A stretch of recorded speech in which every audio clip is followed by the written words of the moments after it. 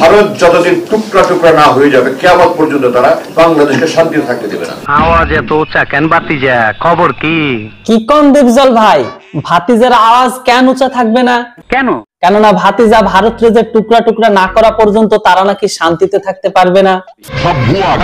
এমন বিস্ফোরক মন্তব্য করেছেন বাংলাদেশ সেনাবাহিনীর সাবেক ব্রিগেডিয়ার জেনারেল আব্দুল্লাহিল আমান আজমি। সেনাবাহিনীর ব্রিগেডিয়ার জেনারেল আব্দুল আজমের কি এরকম একটি নাম, মানে এই ভাতিজা এরকম টাইপের মন্তব্য করার পরে উনার পেছনে লুঙ্গি হাওয়ায় উড়ে গেছে,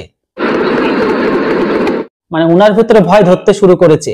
এই স্টেটমেন্টে ঠিক 24 ঘন্টা হয়নি উনি তার স্টেটমেন্টকে নিয়ে সম্পূর্ণ 180 ডিগ্রি পাল্টি মেরেছে। সত্যি 100% সত্যি। উনার পেছনে ভয় ধরে গেছে, না জানে উনি কখন গায়েবী হয়ে যায়। বিশ্বাস হচ্ছে না? এই দেখুন, আপনি একটা বক্তব্য দিয়েছেন যে মানে যদি ভারতের 7 সিস্টারকে স্বাধীন করা না যায়, আলাদা আলাদা রাষ্ট্র না করা যায়, তাহলে বাংলাদেশের স্থিতিশীলতা আসবে না। এটা একটা বিষয় নিয়ে সোশ্যাল মিডিয়াতে খুব বেশি আলোচনা হচ্ছে। না, এটা অপবাদ, আমি এই ধরনের কোনো কথা বলিনি। কি কোন ভাতিজা, তাহলে এই স্টেটমেন্টটা কার ছিল? ভারত যতদিন টুকরা টুকরা না হয়ে যাবে কিয়ামত পর্যন্ত তারা বাংলাদেশকে শান্তিতে থাকতে দেবে না। কে ভাতিজা, তাহলে কি এখন ডরাইছো ইন্ডিয়ার লাগে? কেউ হেলা ডালা না। আমি বলেছি যে এই ভারত যতদিন এই ভারত থাকবে, যদি আর টুকরা টুকরা না হয়ে যায়, তাহলে আমাদেরকে তারা কোনোদিন শান্তিতে থাকতে দেবে না, যেটা আমরা গত 54 বছর দেখেছি। এটাকে বিকৃত করা হয়েছে, অন্য কেউ হয়তো বলে থাকতে পারে, আমি এই ধরনের কোনো কথা বলিনি। और अगर तुम लोग नए हो तो सब्सक्राइब करो, वो जो लाल वाला बटन है उस पर फूट फेंक के मारो या फिर मोमबत्ती, मुझे नहीं पता, बस क्लिक हो जाना चाहिए। বন্ধুরা, ওই বাংলাদেশের ভাতিজার মতন বাংলাদেশের আরেক চাচাও আছে যিনি কিনা বলে ভারত নাকি তাদের কিছুই করতে পারবে না। ওনার দাবি এটাও আছে যে তাদের দেশের ভারত আর বাংলাদেশের মাঝে যে আমাদের যে তার কাটা বা বেড়া দেওয়া আছে সেটা তুলে দিলেই নাকি বাংলাদেশিরা কয়েক মুহূর্তের মধ্যে ভারতকে দখল করে নেবে। আমার এই জেনারেলের কাছে জানতে ইচ্ছে করে, চাচা আপনার কর্মকালে বা আপনার সময়কালে বা আপনি যখন ক্ষমতায় ছিলেন তখন কেন ভারতের সাথে যুদ্ধ করেননি? কারণটা কি? আর আপনি আপনার সেনাবাহিনী থেকে রিটায়ারমেন্ট করার পরে আপনি কেন এতটা জোশ পাচ্ছেন? তাহলে কি সেই টাইমে আপনার লুঙ্গি পরনে ছিল না? আর এখন কি আপনার লুঙ্গি পরনে আছে? তাহলে কোনটা? লুঙ্গি কি খুলে যাওয়ার ভয় ছিল? চলুন আগে কথাটা শুনে নিই এক্স জেনারেলের, তারপরে নয় আমি আপনাদের রিপ্লাই দেবো এর। আরো যত কিছু করুক কিছু করতে পারবে না। কেন? আমি যদি সীমান্তের তার কাটা বেড়াটা উঠে ফেলি, ওই ইশারা দিই আমরা, আমার বাঙালি তার কাটা বেড়া উঠে ফেলবো। আরে বাহ, তাহলে তো এটা আমাদের জন্য আনন্দের সংবাদ।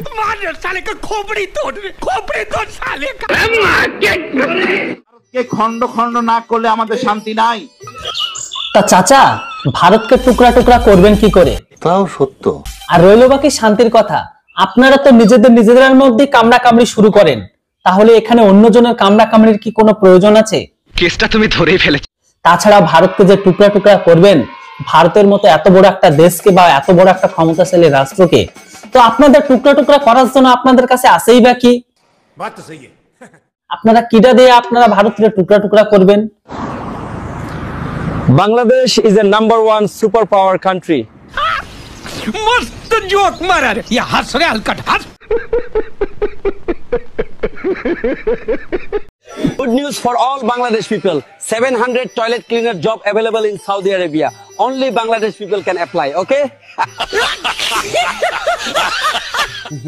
ভাইয়া একখান হক কথা কন্ত যে বাংলাদেশের ইসলাম প্রোডাক্ট গ্রহণকারী টুপি দাঁড়িয়ে রাখা মোল্লাদের, বাংলাদেশের মোল্লাদের যে মাথার উপর টুপি কান দিয়েছে ওইটা কি করতে দিয়েছে আপনার যদি জানা থাকে তো একটু কইয়া দেন। সত্যি ওই আল্লাহ বাংলাদেশিদের মাথার উপর টুপিটা দিল, মাথার ভিতর ব্রেনটা দিতে মনে হয় ভুলেই গিয়েছিল। সেটাই চাচার কথা শুনলেই বোঝা যায়। ভারতকে খন্ড খন্ড না করলে আমাদের শান্তি নাই। 71-এ সাহায্য করছে পশ্চিমবঙ্গ, ত্রিপুরা, মেঘালয়, আসাম, এদের সাথে আয়ের আমাদের বন্ধু। দিল্লি আমাদের বন্ধু না, পরিষ্কার। চাচা আপনি একটু বেশি বুঝা লইছেন। পশ্চিমবঙ্গের আপনাদের জাতিতত্ত্ব ছাড়া বাকি যে জাতিগুলো আছে আপনাদের কখনো কেউ বন্ধু ভাবে না। আমরা জানি এটা যে সব রচনের পিছনে একটাই হয়, ভারত আর ভারতবাসী, বিশেষ করে সনাতনীরা আপনাদের কখনো বন্ধু ভাবে না। হ্যাঁ, আর এটা হক কথা। এটা কেউ সামনে বলে, এটা কেউ পিছনে কয়, বাকিটা আপনার ভাবনা চিন্তা, আপনি কিভাবে নেবেন কথাটা ঠিকই বলেছেন। আপনি যদি এখনো ভাইবাল হয়ে থাকেন যে পশ্চিমবঙ্গের বাঙালিগুলো আমাদের মতন বাংলা কথা কয় দেখে যে তারাও আমাদের সাপোর্ট করে, এটা ভুল ভাবছেন। আল্লাহ নিচে জমিন কথা সত্যি। আমরা আর আপনাদেরকে একই রকম চোখেই দেখি, আপনাদের আলাদা চোখে কিছু দেখি না। পশ্চিমবঙ্গ, ত্রিপুরা, আসাম এগুলো প্রত্যেকটাই ভারতের এক একটা করে অঙ্গ। আর সেই জন্যই আমরা প্রত্যেকে সবাই গর্ব করে বলি যে উই আর ইন্ডিয়ান। ভারতীয় তারা আমাদের ভালো শিখতে পারে নাই, আমি এই জাতিকে এটার জন্য ইউজ করতেছি। হ্যাঁ, আর এটাই হচ্ছে একটা মাদ্রাসার শিক্ষা আর একটা স্কুলের শিক্ষার মধ্যে তফাৎ। সামনে দুজন মহিলা দাঁড়িয়ে আছে আর ওনাদের সামনেই উনি এরকম ভাষার প্রয়োগ করছেন, বারে বাহ। আর এরা নাকি নিজেদেরকে বাংলাদেশের সমন্বয়ক হিসেবে দাবি করে। আপনারা কাদের ভয় পান? ভয় পান কাদের? ওরা কি করবে আমাদের? ভাই মরতে শিখে গেছি আমরা, ৭১ আমরা ৩ লক্ষ শহীদ হয়েছে। ভাইজান, আমাদের ভারত হচ্ছে সভ্য মানুষের দেশ। ভারত না তো কখনো কারো বালছালের ধার ধারে, না তো কখনো কারো বালছাড়ার ইন্টারেস্ট রাখে। বরং আমাদের ভারত ১৯৭১ বাংলাদেশে গিয়েছিল আপনাদেরই বাল বাঁচানোর জন্য। পারলে আপনি আপনার মা বাবাকে একবার জিজ্ঞেস করে নেবেন যে পাকিস্তানিরা সেই ১৯৭১ আপনাদের মা বোনদের কিভাবে এক একটা করে বাল তুলে নিয়েছিল। যতক্ষণ না পর্যন্ত আমরা এই 7 সিস্টারকে বিচ্ছিন্ন করতে পারবো, 7টা আলাদা রাষ্ট্র কায়েম করতে পারবো, ততক্ষণ পর্যন্ত বাংলাদেশ নিরাপদ নয়। 7টা রাষ্ট্র কায়েম করতে হবে। লে ভাই, এসে গেছে আর একটা নমুনা। এরা কি এদের অবৈধ বা পাকিস্তানকে দেখে কখনোই শেখে না যে যখন যখন এরা ভারতের সঙ্গে পাঙ্গা নিয়েছিল তখন এদের কি অবস্থা হয়েছিল। সেখানে বাংলাদেশ তো একটা মশার মতো, ওই একটা তালি মারলেই শেষ। ভারতের বিরুদ্ধে লড়াই করা কয় মিনিট টিকবো যদি ভারত এবং বাংলাদেশ 1-to-1 যুদ্ধ হয়? 30 মিনিট বড় জোর। ভাই সাহেব, এদেরকে কি বোঝাবেন? এরা কি কখনো ওই গ্রাউন্ড রিয়েলিটিতে বিশ্বাস রাখে? এরা শুধু বিশ্বাস করে ওই মরে যাওয়ার পরে জান্নাত অথবা ওই ৭২ হুরের কাহিনী, যেমন এই চুংচিং পং বাংলাদেশি ভাইজান। সিঙ্গাপুর আমাদের ঢাকা শহর থেকে অনেক ছোট শহর। এই শহর আজকে পৃথিবীর মানচিত্রে উঁচু হয়ে দাঁড়িয়ে আছে, আর আমরা পিছিয়ে আছি। তার কারণ হচ্ছে এই পার্শ্ববর্তী রাষ্ট্র ভারতের কারণে। ভাই সাহেব, সিঙ্গাপুর কখনো আপনাদের মতো টুপির ভাষায় চলে না, তারা ব্রেন ইউজ করে। তাই যতদিন আপনারা ওই মাদ্রাসা থেকে তালিম নেবেন ততদিন আপনাদের দেশ এরকমই থাকবে। আর তাই তো প্রত্যেকটা ডেভেলপ কান্ট্রির বর্তমানে সেই একটাই কথা হয়েছে যে মাদ্রাসা হটাও দেশ বাঁচাও। যাই হোক বন্ধুরা, আল্লাহ কাংলুদের টুপি দিলেও ব্রেন দিতে ভুলে গেছে।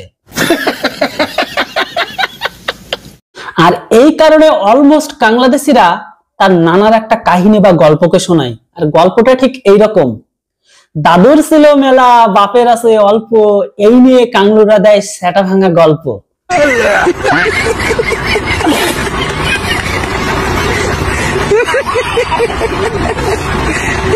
হ্যাঁ, যেটা হোক বন্ধুরা, আবারও বলে দিই, আজকের ভিডিওটি বানানো হয়েছে অনলি ফর এন্টারটেনমেন্ট পারপাসের জন্য। তাই ভিডিওটিকে কেউ কখনো সিরিয়াস ভাবে নেবেন না, জাস্ট ফর এন্টারটেনমেন্ট। ভিডিও ভালো লাগলে ভিডিওটিকে লাইক করবেন, আর চ্যানেলটিতে প্রথমবারের জন্য হলে অবশ্যই একটা ছোট্ট সাবস্ক্রাইব, কারণ আপনাদের ছোট্ট লাইক, কমেন্ট, শেয়ার আমাকে ইন্সপায়ার করে এরকম টাইপের কমেডি বা ট্রোল ভিডিও বানাতে আপনাদের দেখানোর জন্য। যেটা হোক, আবারও দেখা হচ্ছে, কথা হচ্ছে খুব তাড়াতাড়ি কাংলুদের একটা নতুন রোস্ট ভিডিওতে। ততক্ষণ সবাই ভালো থাকবেন, সুস্থ থাকবেন। Thanks for watching. জয় হিন্দ, বন্দে মাতরম।